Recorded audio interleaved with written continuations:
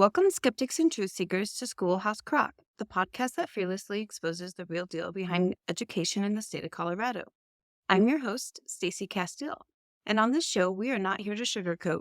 We are here to unveil the truth, challenge the norms, and unpack the crock of you-know-what that often goes unnoticed in the realm of education. On this week's episode, I have guest Frank Freeman. Frank, can you please introduce yourself? Hi, yeah, thanks for having me. My name's Frank Freeman. I've lived here in Northern Colorado for nearly 20 years now. Married to my high school sweetheart, Lynette, for 22 years, and I have two teenagers, a boy and a girl, and we homeschool our children. So right now we are homeschooling, but my son will be starting ninth grade next year. So we're kind of in a transition moment right now. And so you won't be homeschooling him next year then? Correct. So we'll homeschool my daughter for her senior year, and my son, he will then be going to public. Excellent. Then you do volunteering in the community. Well, yeah, for the past, 15 years now, I've been a volunteer coach for football and basketball and a little bit of soccer. So here in Greeley, I've coached my kids primarily through flag football, through tackle football. My daughter actually plays tackle football since sixth grade, and then both of them played basketball as well. So right now, currently coaching high school football. I'm going on my fourth season right now. And I've sat on a few boards with the city as far as with the art community and visited several meetings. So I've been a little active. And then I recently ran for city council as well. Here in Greeley. Yes. With volunteering as a coach, what do you feel like is the most rewarding part for you? Well, that's a great question. I think I get the most payback just seeing how the kids turn out and what influence that I could have in a positive way on their life. So a lot of things are kind of happening and converging during the season. And so, they can have things at school going on, things in their family happening, a lot of those things kind of converging. And here we are trying to play a sport together. So we're learning a lot together, but I think the most rewarding is actually seeing them achieve something personal and just be truly great at what they do, and then kind of reaping the reward of all that hard work that they've put in. I'm seeing that a lot in the high school right now because I'm dealing with kids all the way from their freshman year to their senior year. And they're kind of like, they start out not knowing what's going on. And then now they're a senior and they're freaking out about, okay, what's going to happen now? I gotta transition into adulting. And so kind of being a part of that. And then later on seeing the parents and they're saying, hey, little Johnny is now finishing up college or he's married and has a kid. You hear those things and it's just so rewarding to like kind of see that you had a part in that. I bet. And I know that when you were running for city council, you went to a couple of forums and you had a couple of students show up and talked about how awesome it was just to see them kind of get involved and start to understand how that process goes. Yeah, we had one day at practice, it was two separate, but they said, hey, we saw your signs up in town. And we had a conversation about civics in our class and how civics works in the city of Greeley. And it was really cool for them because they hadn't, a lot of times they'd say, hello, governor. Like they had absolutely no idea what I was even doing. And so teachers had an opportunity to explain to them what city council is and what the mayor does and how all that works together. So it was kind of cool going through that with them as well. I bet because, one of the things that I've noticed in the last month, the Republican Party and I believe the Democratic Party have been going through the caucus process. And that's not a process that a lot of people understand as adults. So, and then let alone as kids, because, over the years, maybe that extent of civics has not been properly taught to the children or in full extent or anything that they really retained, right? And so then when I started going, so, you start off with your precinct meeting and then you go to your district and then the county.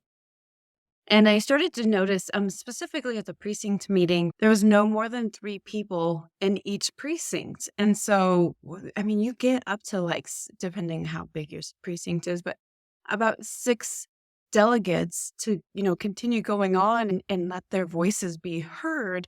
And we were so under the mark. And then when you looked at the room, truthfully, there was one kid, I would say he was probably 20. He was the youngest, and then the next was 30 something. So we're missing an entire Absolutely. generation. So then to see high school students to start to learn the process and understanding, I know even as a young adult myself, like I would be like, oh my gosh, it's already election time. There's already election signs up, and not understanding how that whole process went, and that there's primaries and the general election and all of those different elements to it. So it's great to see Yeah. someone inspire the kids to go and to learn more, and even if they are calling you governor, just that they're becoming more engaged in that Yeah. process. Yeah. Well, and I had an interesting story. There was a young lady who, one of my daughter's friends, she's actually in high school, and she said, "Hey, I have a class in college, so she's kind of doing a dual thing, and she needed to get some time in with a political person. So she actually worked with me to form a lot of our message, came to a lot of our meetings, and kind of learned the process as we were going through it. So that was kind of neat to see her kind of mature through that and kind of learn more about the system in that way. We've also had some students say like, "Hey, I had really no idea that any of this was going on in the background." And so I hope that our schools can do more for that. I know it's difficult because even as an adult, it's kind of a complicated process. Yes. But it would be neat to see that out there more. It'd be neat too to see more political folks try to actively engage the young community and not just give words to it, but actually go out there and invite them in and do stuff that encourages them to take an active role in our politics. And I definitely think that that's a major area where, not to get too political, granted, it is me. And according to certain school board members, everything that I say is a political statement. But I think that's something that the Democratic Party does a lot better. They are able to tap into that generation a lot better. I mean, granted, I'm no spring chick or anything, but even for me, like I don't know how I can get the younger kids more involved and like how to bring them in. And I have a daughter who's a junior in high school, and I mean she's not paying attention to anything that I've been doing over the last couple of weeks. I always just typically say like, oh, got a meeting, I have a meeting, I'll be back, kind of a thing. And so you're absolutely right, we do need to. Well, I think going to where they are is a big one. Getting interested in what they're interested in, not just making them get interested in us. That says a lot because then they know that you care about what they're doing. And there's a lot of avenues to do that we as adults just don't do. We're too busy with our job and taking care of our family and paying our bills. Yes. Uh, you mentioned both parties. There's a group of people who tend to get out there and they're more available to do that. And so I'm at work. I got stuff to do. It's very hard. I totally get like a lot of people can't do that. And this last campaign was a lot of work and a huge undertaking, as I know you experienced as well. So Yes, for I sure. get that, and it's a very difficult thing to overcome. It definitely is. And then also, like how to relate to people. For example, how to get, like, the messaging across. In 2020, my daughter had made a video, and she's like, "I wish Donald Trump wasn't the president because he's causing so much divisiveness and Black Lives Matter," or whatever, and that's not a mindset that we have in our household at all. And so it was like, wow, that ideology is even able to get to my child under my roof without me realizing it. And how do I do a better job at having these conversations with her and exposing her to like, well, let's look at it from this angle too. Or, that's maybe the narrative that's trying to be pushed, but that's not necessarily the truth. Well, we had a time of the first Black president, and a lot of that conversation stopped around race, uh, racial talk. So there was not a lot of progress, in my opinion, made during that time. Everyone just accepted that, hey, we're good. And then We magic, were all like, hey, we have the token black president. right? We're fine. We're And not then racist. magically, Look. he's not a president anymore, and everything comes back, and everything's horrible and miserable again. So what happened? Well, I would argue to say that with the next president, 45, we actually had more conversations. And whether you disagree with him or not, and that's not really my position right now, there was more conversation about how do we deal with each other. And me personally, with my campaign and my own personal beliefs, I tend to want to be more about what are we more alike? What brings us together? Why are we more similar? Not focusing on what the media and what politics tries to do is separate and divide and conquer. We need to come together as a people and talk about what we agree on so we can move the ball forward. I agree, and I think too that that's one of the things is like, I think that the politicians that are, currently in office or have been in office for a while see the benefits of having the separation. I mean, the class separation, the race separation, as long as the people are fighting together, they can't start to realize maybe what you're doing or what you're really about because they're so distracted with how am I going to pay my bills and how am I, going to work with my neighbors or whatever the case may be. And then they're not focusing on other things. And then it's easier to even continue to push that narrative onto the kids of saying, see, look, this is a problem. And if you don't see eye to eye on this, then that means you're, racist or you're a bigot or, whatever, instead of saying like, well, let's sit down. How do you look at both angles? How do you both look at both sides? And Well, and to the average family just here in town, what what is more important? Worrying about what's going on in Washington as far as whether they like you or not personally, or can I put food on my table? Does my job cover with the inflation that's happening, cover all my bills and feeding my family? Can I pay my mortgage?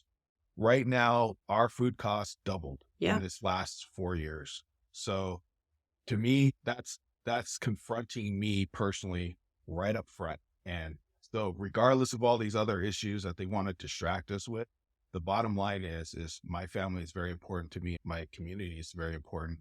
And can we survive through all of what's happening with our money and our finances? agreed. And I think it's a great opportunity too, because it's like, if you kind of talked about inflation, well, we could also, throw in the conversation of minimum wage with that, right? Because those definitely go hand in hand. And the messaging of, "Oh, we have to increase minimum wage because I can't survive off of it," and, like, I was able to have those conversations, and say, "Well, okay, yeah, let's say the person at McDonald's deserves a raise, but just because the person at McDonald's is getting a raise, so is the person who's making the hamburger buns.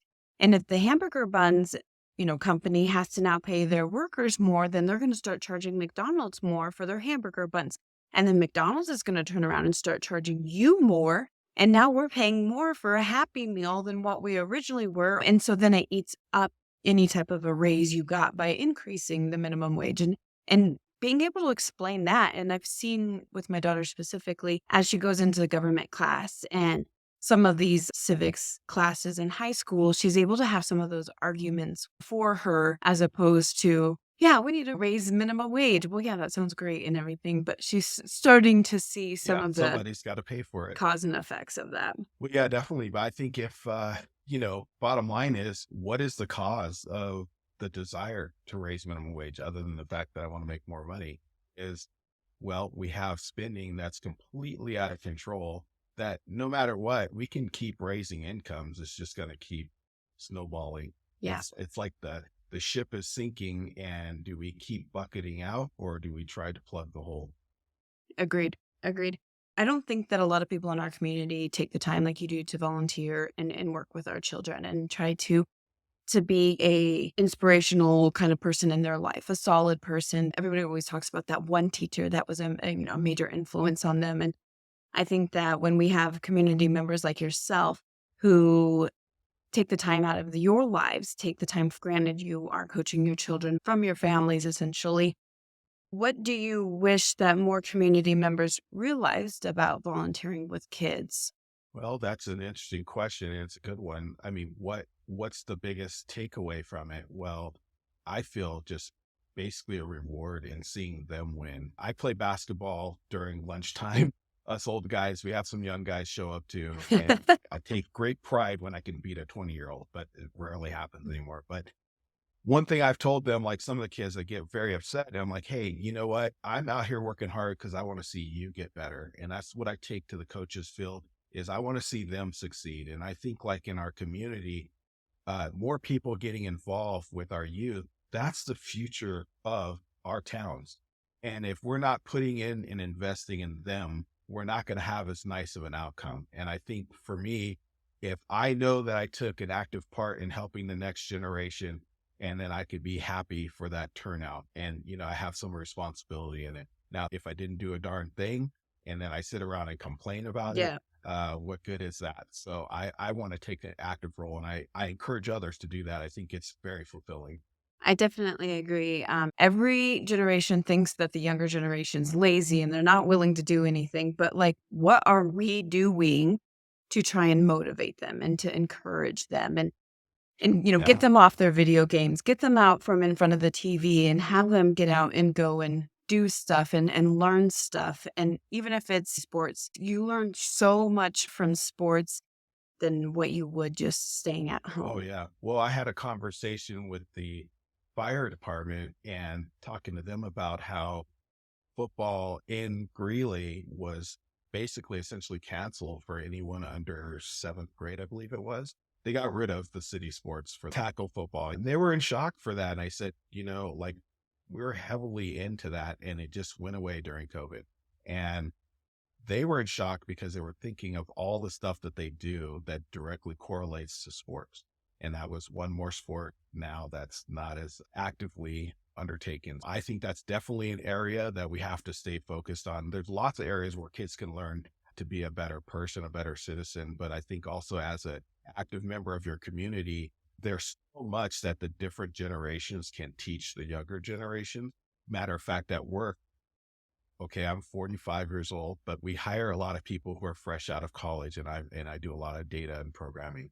Those folks are their first job, second job. They literally have no idea what the workforce is really about. So it's nice when we have other people of different generations that can kind of impart that this is how we do. Like, you're not going to show up and be the CEO next week. There's a progression. Yeah, And I think that kind of maturity starts to happen because it kind of like the older generation can kind of impart that on the younger generation and help them to mature in a proper way. agreed. And I think too, like with the importance of sports or something along those lines, it also teaches you the role of responsibility. And yes, you're going to wake up on days where you don't want to go to work. You don't want to do the work or whatever that is, whether it's go to football practice or whether it's show up for your job. And these programs help teach kids of just that fulfillment of when you don't wanna go, but you still put in the work and the effort, like, how rewarding that feels Yeah. afterwards. This is something that my husband just recently encountered at his job. One of his younger men just didn't go to, something that he was supposed to do for work. He didn't feel good, Mm. but he didn't, like, tell anybody either until, like, almost too late kind of a thing. The first thing I said to him was, "How old is he?" And he's like, "He's 19." I'm like, "Okay, well, now this is you having to take him under your wing and say, Mhm. hey, that's not gonna fly. I don't know if this kid was trying to go for this, but your mom and dad can't excuse you from this. Like, this isn't like not going to Yeah. English class, not going to football practice. This is the real world." But when you have a coach who's there and invests their time in you, then it's gonna also make you want to put in Most your definitely. best and how to move on.